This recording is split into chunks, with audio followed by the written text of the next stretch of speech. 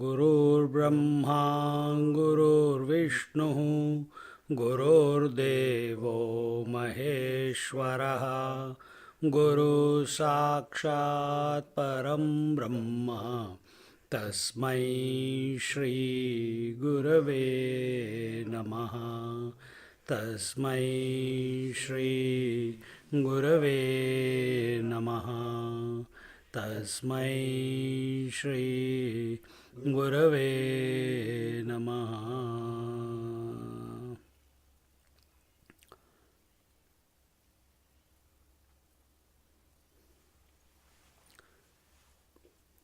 Om is that constant sound which is permeating the whole creation. Om, if you close your ears, you can hear this sound going in between your two ears.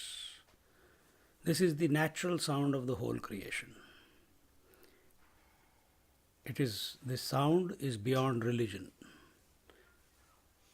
This sound is beyond sects. This sound is beyond belief. Whether you believe or you don't believe, whether you are religious or not religious. Just like gravity is there. You cannot say gravity is not there. And gravity has got nothing to do with religion, belief, conviction. Similarly, this sound Om is the natural sound of the creation. It is out of this sound that the whole creation came. And what we chanted before was 3 Oms. 3 Oms are chanted in order to pacify the 3 difficulties that come to us from 3 different areas. First area from where the challenges, difficulties, obstacles come into our life or calamity is those areas which are in our control, which is immediate. If the cushion is not comfortable, I can change the position of the cushion. If the sofa is not comfortable, I can go to another sofa. If the position that I am sitting is not comfortable, I can change the position of my posture. If I'm hungry, I can immediately take the food and satiate the hunger. These are immediate. These are called Adi Bhautik, means those which are available in this world. Wherever we can exercise control, we can, but the world is bigger than us.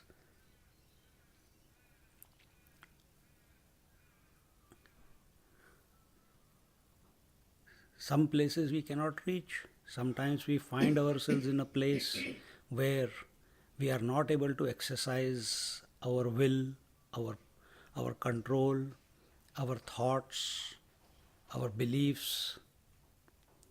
So this is the first area. So to pacify that, we chant the first Om. Second Om is chanted to pacify the forces which are beyond our control, like accidents. I shouldn't even say accidents, like earthquakes, storms. This is called Adi Daivik Tap. Why this has happened to me in my life? I don't know. So why it has happened? Because so we don't go into reasoning, we don't go into finding why. Instead, we just pacify it by chanting Om, because Om is all inclusive. This same Om is used not in its complete version, but in uh, a limited version in Islam as Amin and in Christianity as Amen. It is only one aspect of the Om rather than the complete one. But the idea is same. And the third Om is to pacify all the difficulties, obstacles, challenges which are bubbling inside of our mind. That is called Adhyatmik Tapa. So, where our thoughts, our belief systems, our convictions become a problem for us, for our happiness. So, in this way, these three Oms are chanted in order to pacify within, pacify the immediate surrounding, and pacify those forces which are out of our control. And then we chanted Guru Brahma, Guru Vishnu, Guru Deva Maheshwaraha, the Lord, whoever He is, the Creator, the Maintainer, the Destroyer. This is the basic functioning that is going on in this world. Continuously something is getting created, that thing is maintained, and eventually it gets destroyed. All this is there to teach us, not to entice us, not to trouble us. So this whole creation, what is this creation? Creation, maintenance and destruction. Who teaches us? A teacher teaches us. So this creation is a teacher. The maintenance that is going on, that is your teacher. The destruction or death or annihilation that is going on continuously, that is your teacher. And in this way, our life must be dedicated to learning from everything and everyone and at every moment of our existence. And how do you do that? By remembering and chanting Om. And in this way, we come back to our natural state. We come back to the spirit. We come back to an integrated personality. The more we think, the more we can get disintegrated in our personality. But whenever our thoughts are of something higher, they are of the Lord, they are of the space, they are of the cosmos, they are of the divinity, they are of the grace, they are of the all-pervading reality, they are of the pure consciousness. Whenever the thoughts are of something higher, automatically our body, breath, mind, intellect, that is what we are made up of, it starts getting integrated. 100% integration is equal to God realization.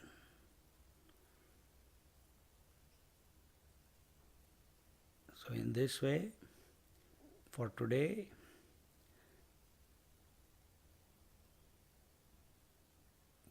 making a commitment to keep the body still and locked in the position that you are sitting in a relaxed way, no forcing, and observing a natural phenomena that is going on within you, which is called breath. You are not breathing. Breathing is happening to you. The breath is going into your nose and the breath is coming out of your nose. Initially, take 4-5 deep breaths, let them go into your abdomen, and then very slowly breathe out through your nostrils. Initially, only 3-4 times. And then sit down, sitting there, maintaining your position. Watch the breath go into your nostrils. Watch the breath coming out of your nostrils, to the exclusion of all other thoughts. Do these 4 breaths, 5 breaths initially, then I will give the further instruction.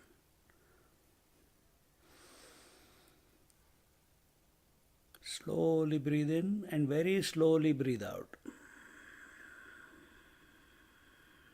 Pulling your stomach back towards your spine, your navel back towards your spine, emptying all the air that is within your lungs.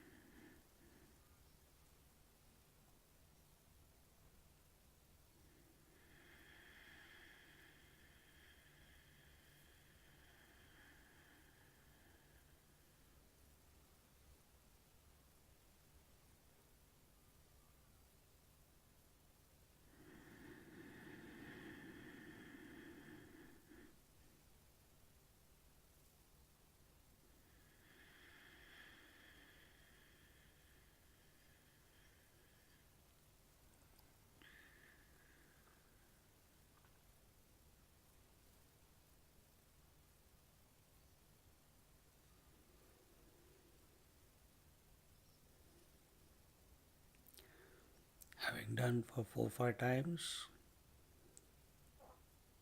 bring your attention to your nostrils.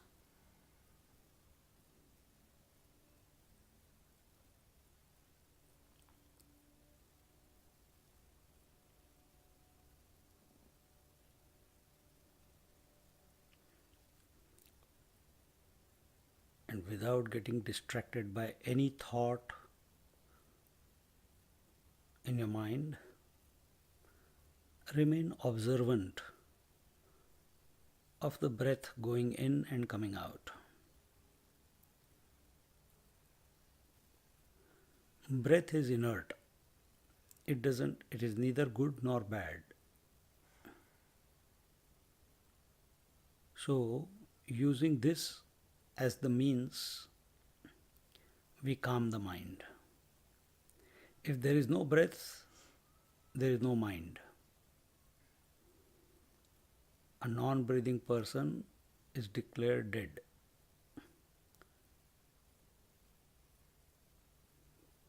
Normally, we breathe about 15 to 17 breaths per minute. When we keep observing the breath like this, without interfering, without manipulating the breath, without controlling the breath, without guiding the breath, automatically the number of breaths per minute will decrease. From 15, it will come down to 13, then it will come down to 10, and it may go down to 2, 3, 5, and eventually you can sit there with no breath also without being dead. But that is not our goal at the moment. Our goal is only to observe the breath, and lesser the frequency of breath, calmer is the mind. Less thought eruption is there in the mind. If we try to do that with the mind straight away, no, I don't want to think, the mind will react. First we prepare it with the breath, because breath is inert. So watch the breath for next 5-7 minutes to the exclusion of everything else. Do not, if anywhere your mind gets distracted or your mind starts thinking about something, without any commentary in your mind, come back to the nostrils and start watching the breath. Coming in and going out. Coming in and going out. Don't breathe in and don't breathe out. Allow the breathing to happen. All you are doing is only observing it.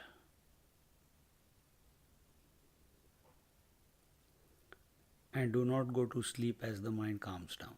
Remain alert. If sleep is coming, then take control of the breath. Breathe 2-3 times, automatically the wakefulness will come.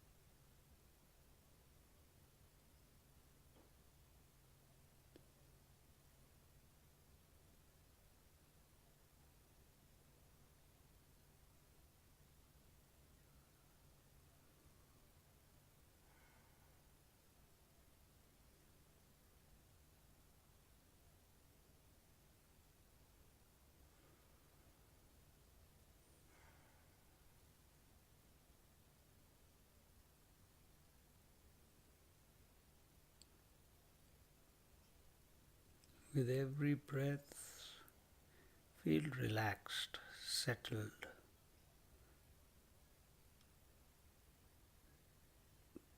Feel that it is calming you every time you breathe out.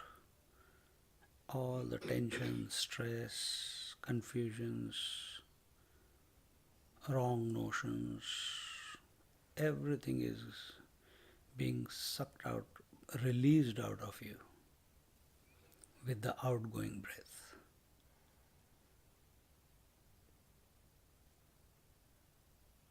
Just watch the breath coming in and going out.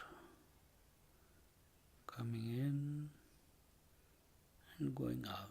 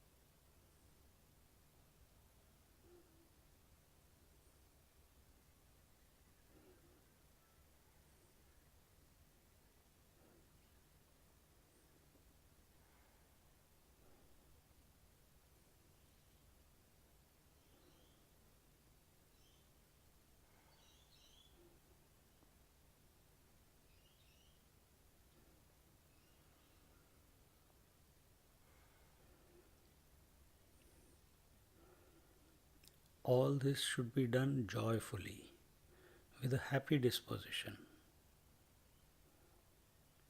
It's not a serious affair.